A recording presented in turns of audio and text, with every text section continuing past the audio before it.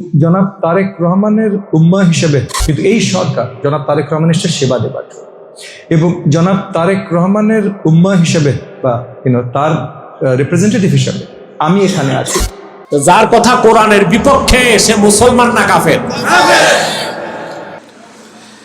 হিন্দুদের গীতার ভিতরে লেখা আছে, যাতে বিসর্বভূত অং নমস্তস্যৈ নমো নমঃ ইল্ললং বাটলং লং লং লা ইলাহা ইল্ললং মুহাম্মাদুর রাসূলুং আরব্বকং হেতাই বিহিন্না বেতাই বিবিন্না আরব্বকং লা ইলাহা ইল্ললং মুহাম্মাদুর রাসূলুং জোরে কোন মারহাবা। গীতার ছাপালার যিনি লেখক তিনি বলতেছেন, তোমরা আকাশ পূজা করো, বাতাস পূজা করো, চাঁদ পূজা করো, সূর্য পূজা করো, পুতুল পূজা করো, আর পুতুল নাচাও, যাই করো না কেন, আরব্যকং মদনং, আরব দেশে এমন একজন মহামানব জন্মগ্রহণ করবেন যার নামের প্রথম অক্ষর হবে ম। সুবহানাল্লাহ বলেন। তার নামের প্রথম অক্ষর কি হবে? ম। আওয়াজ দিয়ে বলেন কি হবে? ম। তার বাবার নাম হবে আব্দুল্লাহ, মার নাম হবে আমেনা। আরব দেশে জন্মগ্রহণ করবেন। তিনি যখন জন্মগ্রহণ করবেন, জন্মগ্রহণ করার সঙ্গে সঙ্গে 1000 বছরের অগ্নিকুণ্ড একবারে নিভে যাবে।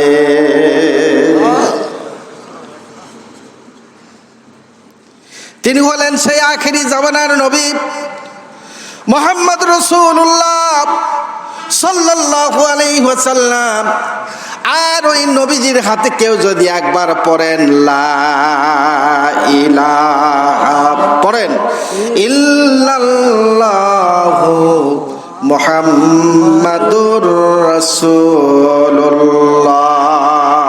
আল্লাহ রাব্বুল আলামিন বলেন, আমি আমার বান্দার জীবনের সব গুনাহগুলি মাফ করে আমার বান্দাকে মাসুম করে আমার জান্নাতে পাঠিয়ে দে।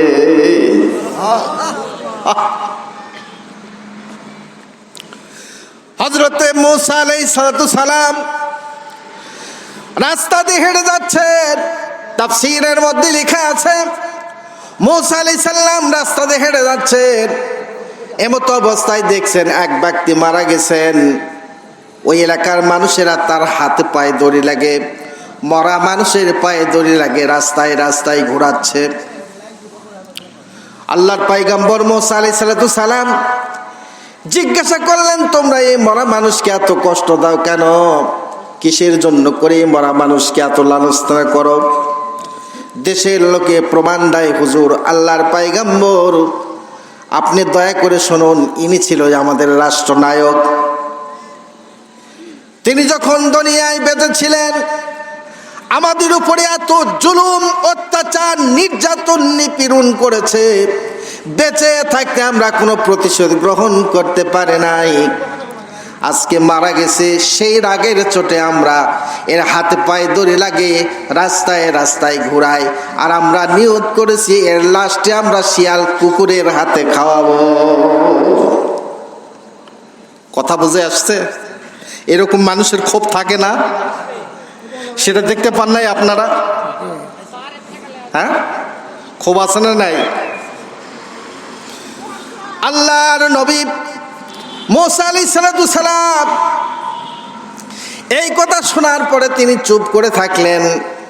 আল্লাহ রাব্বুল আলামিন ডাক দিয়ে ডেকে বলে, ও মূসা, তুমি যাও ওদের হাত থেকে লাশটি তুমি নিজে জানাজা করে দাফন করো। মূসা আলাইহিস সালাম বলে, হে আল্লাহ, দেশের লোকে প্রমাণ দেয় যে কোনোদিন আমার প্রতি ঈমান আনে নাই, আর মানুষের উপর যে এত অত্যাচার নির্যাতন নিপীড়ন করেছে, রাগের চোটে গোসা হয়ে মরা মানুষের পায়ে দড়ি লাগে, রাস্তায় রাস্তায় মাঠে মাঠে তারা এমনি করে ঘোরাচ্ছে। আল্লাহ, কেমনে করে আমি তাদের কাছে গিয়া মরা মানুষটাকে নিব আর আমি তার জানাজা করে আমি দাফন করবো, এটা কেমনে করে হয়? আল্লাহ রাব্বুল আলামিন ডেকে বলে, মূসা, তুমি জানো না ওই লোকটি একদিন তোমার তাওরাত কিতাব পড়তে পড়তে আমার প্রিয় নবী খাস দোস্ত নবী মুহাম্মদ রাসূলুল্লাহ সাল্লাল্লাহু আলাইহি ওয়াসাল্লামের নাম পেয়েছিল। আমার নবীর নাম পাওয়ার সঙ্গে সঙ্গে সাল্লাল্লাহু আলাইহি সাল্লাম বলে নাকে মুখে চুম্বন দিয়েছিল। আমার নবীর ভালোবাসার কারণে, এতটুক আমার প্রিয় নবীকে মহব্বত করার কারণে আমি আল্লাহ রাব্বুল আলামিন ওর 1 নয় 2 নয় 500 বছরের জীবনের সব গুনাহগুলি মাফ করে দে। কত বছরের গুনাহ? 500 বছরের গুনাহ। মুসা নবীর যুগের উম্মতেরা যদি মাপ পায় আমার নবীর ওসিলায়, আমি আপনি কি মাপ পাবো না ভাই? পাওয়া যাবে না? উম্মতের মতো উম্মত হতে হবে, ঠিক কিনা বলেন? খালি মাথায় টুপি, গায়ে জুব্বা, ওজনে কম, খাদ্যে ভাজা, সুদ খায়, ঘুষ খায়, এই সমস্ত কীর্তিকলাপ করলে নবীর উম্মত হওয়ার পরও মাপ পাওয়া যাবে? ঠিক না মিথ্যা বলেন? ভাইরা আমার, বন্ধুরা আমার, বলছিলাম যেখানে কথা রেখেছি, কোরআনে কারীমকে যদি প্রশ্ন করা হয় কোরআন মুহাম্মদ সাল্লাল্লাহু আলাইহি সাল্লামের শানে কোরআন নাজিল হয়েছে, বেশ ভালো কথা। কিন্তু এই পৃথিবীতে আসছো, তোমার কাজ কি, কিসের জন্য করে তুমি এসছো? কথা বুঝতেছেন তো? কোরআনে কারীম নিজের ভিতর থেকে সুন্দর করে তখনই জবাব দিচ্ছেন, লিতুখরিজান্নাসা মিনাজ যুলুমাতি ইলান নূর।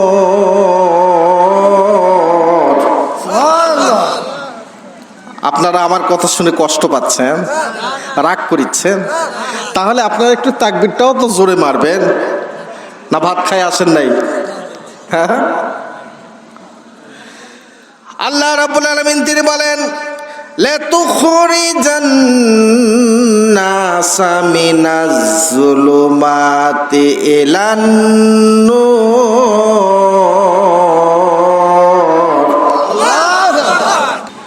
মুআজ্জাজ মুহতারাম, উত্তরাইল উত্তরপাড়া জামে মসজিদ কর্তৃক আয়োজিত ইসালি সওয়াব ও দোয়ার মাহফিল, এই মাহফিলের যোগ্যতম সম্মানিত সভাপতি, মঞ্চে উপবিষ্ট হযরত উলামায়ে কিরাম, ফুজালায়ে ইজাম, সম্মানিত সুধী মণ্ডলী, আমার সামনে বিভিন্ন মহল থেকে আগত প্রাণ প্রিয়, কোরআন প্রিয়, ইসলাম প্রিয় মুসলমান ভাইরা, অদূরে পর্দার অন্তরালে আমার পর্দানিশী মা এবং বোনেরা, আপনাদের সকলের প্রতি আমার আন্তরিক সালাম। আসসালামু আলাইকুম ওয়া রাহমাতুল্লাহ।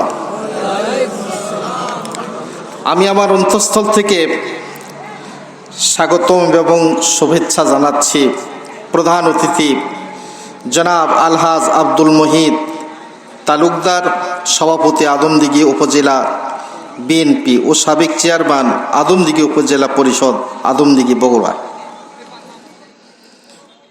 আলোচক সম্মানিত হাফিজে কোরআন মাওলানা মোহাম্মদ তোফাজ্জল হোসাইন, খতিব, উত্তরাইল উত্তরপাড়া জামে মসজিদ, মোহতামিম, মঠপুকুরিয়া হাফিজিয়া মাদ্রাসা। তৃতীয় আলোচক মাওলানা মোহাম্মদ মাসুদ রানা। চতুর্থ আলোচক হাফিজ মাওলানা মোহাম্মদ আলমগীর হোসাইন। সম্মানিত সুধী মণ্ডলী, মাগরিবের পর থেকে আপনারা বিভিন্ন উলামায়ে কিরামের মুখ থেকে হাদিস এবং কোরআনের কথা শুনে আসছেন। যে কথাগুলি হয়েছে, এই কথাগুলি যদি আমরা আমল করি আর সেই পথে যদি আমরা পরিচালিত হই, নিঃসন্দেহে আমাদের জান্নাত, এতে কোনো সন্দেহ কি বলেন আছে? একটু হানা জবাব দেন আপনারা। সন্দেহ নাই। তবে আসলে বর্তমানে ওয়াজের প্রেক্ষাপট, বক্তৃতার প্রেক্ষাপট এবং শ্রোতা মণ্ডলীদের প্রেক্ষাপট এমনই হয়ে গেছে যে আমরা এক কানে শুনি আর এক কান্দে বের করে দেই, আমলের মাঠ গোটাটাই ফাঁকা পড়ে থাকে। ঠিক কিনা বলেন? আসলে এটা করলে হবে না। নিয়ম হলো অল্প করে শোনা আর বেশি বেশি করে আমল করা। যার জন্য আমরা যা শুনব তার উপরে বেশি বেশি করে আমল করব। আপনারা এসেছেন বিভিন্ন মহল থেকে, কোনো জনসভার উদ্দেশ্য নয়, কোনো নেতার ডাকে সেই ডাকের উদ্দেশ্য নয়। উদ্দেশ্য একটাই, আল্লাহ এবং আল্লাহ রসুলকে রাজি খুশি করা। ঠিক কিনা বলেন? আল্লাহ এবং আল্লাহ রসুলকে রাজি খুশি করা। তো আল্লাহ এবং আল্লাহ রসুলকে রাজি খুশি করতে গেলে আমরা যা শুনব আমাদের জীবনে সেটাকে বাস্তবায়িত করতে হবে, প্রতিফলিত করতে হবে। আমরা আজকে শুনতে আসছি সরাসরি আল্লাহ পাকের কোরআন থেকে, আল্লাহর কোরআন। ঠিক কিনা বলেন? আমরা কি শুনতে আসছি? আওয়াজ দিয়ে বলেন কি? এই কিতাবের নাম কি? পাঠাইছেন কে? কোথার থেকে? লাউহে মাহফুজ থেকে। সুবহানাল্লাহ। কোরআনকে যদি প্রশ্ন করা হয়, কোরআন, হোয়াট ইজ ইউর প্রফেশন, তোমার পরিচয় কি? কোরআন তখন তার পরিচয়টা নিজের ভিতর থেকে সে নিজেই দিতে পারে। সুবহানাল্লাহ বলে। ইসলাম বাদে যত ধর্ম পৃথিবীতে আছে, আর যত ধর্ম আছে, ৪,৫০০ ধর্মের মতো ধর্ম আছে, কোন ধর্মীয় গ্রন্থকে প্রশ্ন করলে পাওয়া যাবে না তাদের ধর্মটা কেমন এবং সেটা আসছে কোথার থেকে, কি কারণে, তাকে মানলে কি হবে, না মানলে কি হবে। কোরআন বাদে, ইসলাম বাদে কোনো ধর্মীয় গ্রন্থ এর সুষ্ঠু জবাব দিতে পারে নাই, কিন্তু কোরআন দিচ্ছেন। আল্লাহ রাব্বুল আলামিন বলেন, কোরআনে কারীম জলদ গম্ভীর স্বরে তার নিজের ভিতর থেকে সুন্দর করে জবাব দিচ্ছেন।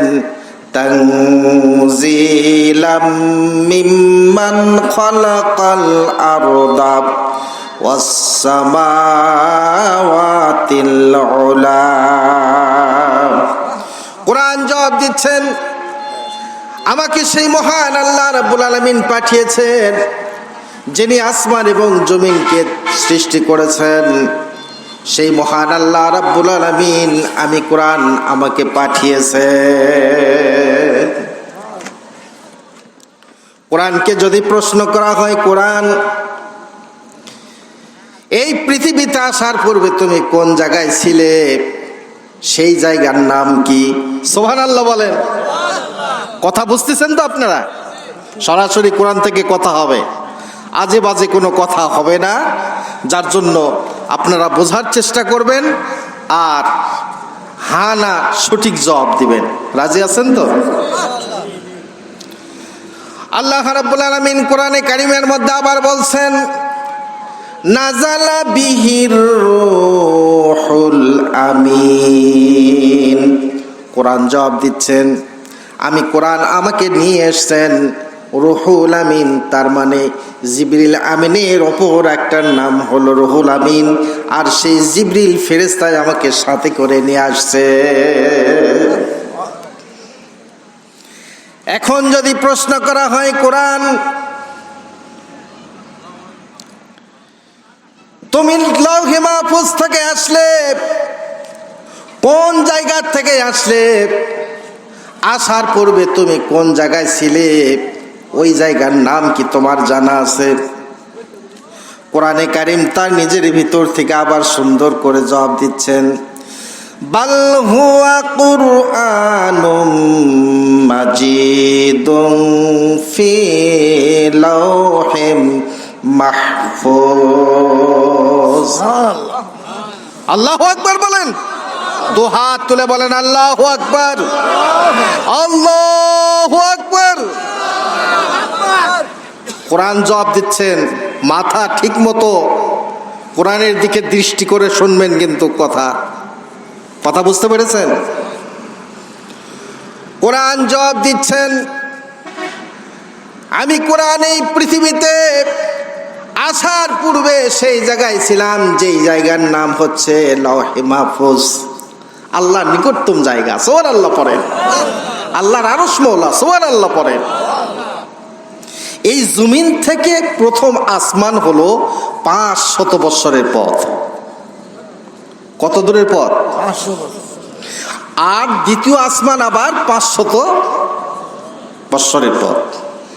ক্রমাগত পার হতে হতে উপরে আছে হাজারো গ্যালাক্সি, মিল্কি, হাজারো উপগ্রহ, গ্রহ, সব কিছু পাড়ি দিয়ে সর্বশেষ যেই স্তর, সেটাই হচ্ছে লওহে মাহফুজ, নূরের স্তর। জোরে কোন সুবহানাল্লাহ। কিসের স্তর? নূর আছে না নাই?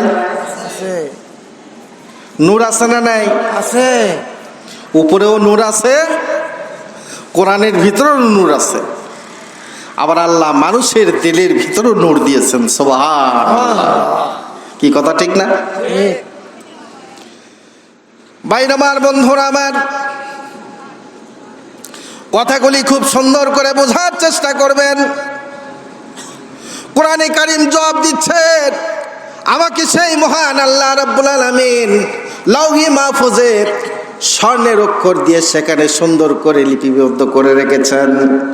জিবরিল আমিন আমাকে সেই লওহে মাহফুজ থেকে দুনিয়ার বুকে আমাকে সাথে করে নিয়ে আসছেন।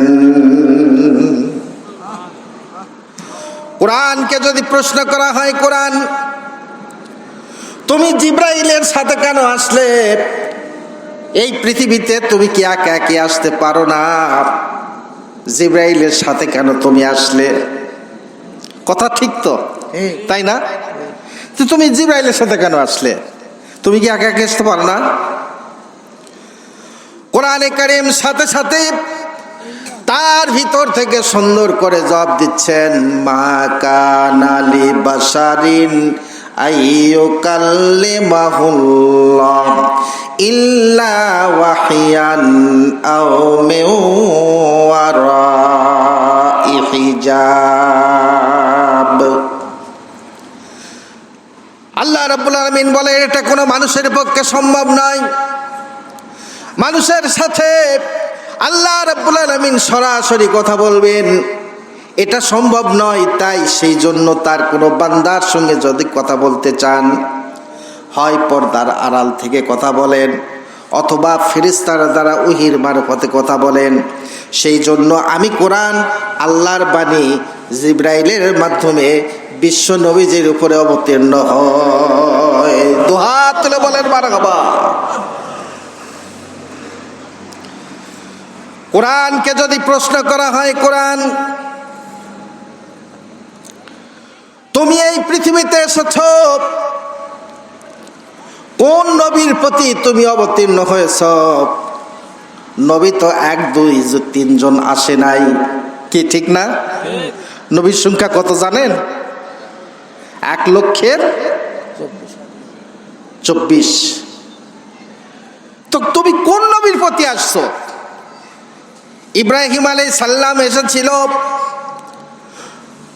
তারপরে নূহ আলাইহিস সালাম এসেছিলেন, ইসহাক আলাইহিস সালাম এসেছিলেন, কত নবী না দুনিয়ার বুকে এসেছিল। তুমি কোন নবীর প্রতি অবতীর্ণ হয়েছো, আসছো? কোরআনে কারীম এ কথাও কোরআনের ভিতর থেকে সুন্দর করে জবাব দিচ্ছেন, মুহাম্মাদুর রাসূলুল্লাহি ওয়াল্লাযীনা মাআহু আশিদ্দাউ আলাল কুফফার। আল্লাহ বলেন, মুহাম্মদ হচ্ছে আমি আল্লাহ, আমার বন্ধু। জোরে কোন সুবহানাল্লাহ। মুহাম্মদ কে? শুধু বন্ধু নয়, আল্লাহ বলে মুহাম্মদ আমারই রাসূল এবং আমার বন্ধু, আমার নবী, আমার রাসূল। তারপরে কোরআনে কারীম বলেন, ওয়া আমানু বিমা নুজ্জিলা আলা মুহাম্মাদুন ওয়া হুয়াল হাক্কু মির রাব্বিহিম, ঈমান আনো সেই কিতাবের উপরে যেই কিতাব নবী মুহাম্মদ রাসূলুল্লাহ সাল্লাল্লাহু আলাইহি সাল্লামের উপরে নাজিল হয়েছে। এইবার আর অবকাশ নাই, দুহাত তুলে বলেন মারহাবা। কথা কি আপনারা বুঝতে পেরেছেন? কোরআনের ভাষা কি আপনারা বোঝেন? তাহলে মজা লাগে না? ভালোবাসা লাগে না? দুহাত তুলে চিল্লায়ে বলেন নারে তাকবীর। দ্বীন ইসলাম, দ্বীন ইসলাম। আল কোরআনের আলো, আল হাদিসের আলো, তোমার নেতা আমার নেতা। এই তো মনে হয় ভয় লেগে গেছে নাকি? এখনো মনে হয় কিছু করলে কিছু হওয়ার সম্ভাবনা আছে। আর কোন সুযোগ, কোরআনের কথা চলবেই চলবেই, কোনো সন্দেহ নাই। বিগত বছর আপনারা দেখেছেন আমরা বক্তা কোরআনের কথা সঠিকভাবে বলতে কি বলেন পেরেছি? পারি নাই। নুহু আপনার নমরুদের কথা, ফেরাউনের কথা বলতে গেলে গলা চেপে ধরা হয়েছিল, ঠিক না মিথ্যা বলেন? কোরআনের কথা বলবো, আমার দেশে বাস করে আল্লাহর কোরআনের দ্বারাই আমরা কথা বলবো। আমার জন্মভূমিতে কোনো অসুবিধা তো হওয়ার কথা নয়, ঠিক কিনা বলেন? অসুবিধা তো তারাই হয় যারা ছিল মুরতাদ, যারা ছিল ইয়াহুদি, কাফির, নাস্তিক, ঠিক কিনা বলেন? যারা ছিল আবু জেহেল, যারা ছিল উতবা, যারা ছিল সাইবা, যারা ছিল মুগিরা, তারাই আজ থেকে 1400 বছর আগে এই কোরআনের বাধা দিয়েছিল, ঠিক কিনা বলেন? সে কথা আসতেছি, আপনারা ধৈর্য সহকারে শুনবেন তো? কষ্ট হবে না তো আপনাদের? আলহামদুলিল্লাহ। বসেন, যিনারা আসবেন মেহেরবানি করে সামনের দিকে আসেন, জায়গা আছে, আপনারা সকলে বসেন। আপনারা আমাকে দাওয়াত করেছেন, আলহামদুলিল্লাহ। আমি মহব্বতের সহিত দাওয়াত নিয়েছি। আমি আল্লাহ পাক আমাকে অসুস্থ করে রাখছিলেন গতকালের আগের দিন, কঠিন অসুস্থ। আমি আল্লাহর কাছে দোয়া করেছি, আল্লাহ প্রোগ্রাম নিয়েছি, আমি যেন যেতে পারি, শুধু কোরআনের কথা বলবো, অন্য কোনো কথা তোমার বান্দাদের কাছে যেন আমি বলতে পারি। তো বলছিলাম, কোরআনে কারীম বিশ্ব নবীজির শানে অবতীর্ণ হয়েছেন। সুবহানাল্লাহ বলেন। কার শানে অবতীর্ণ হয়েছেন? বিশ্ব নবীজির শানে। ভাইরা আমার, বন্ধুরা আমার, এই কোরআনে কারীমকে যদি প্রশ্ন করা হয় কোরআন কোন নবীর প্রতি অবতীর্ণ হয়েছে, কোরআন জবাব দিচ্ছেন নবী মুহাম্মদ রাসূলুল্লাহ সাল্লাল্লাহু আলাইহি সাল্লামের উপরে নাজিল হয়েছে। সুবহানাল্লাহ।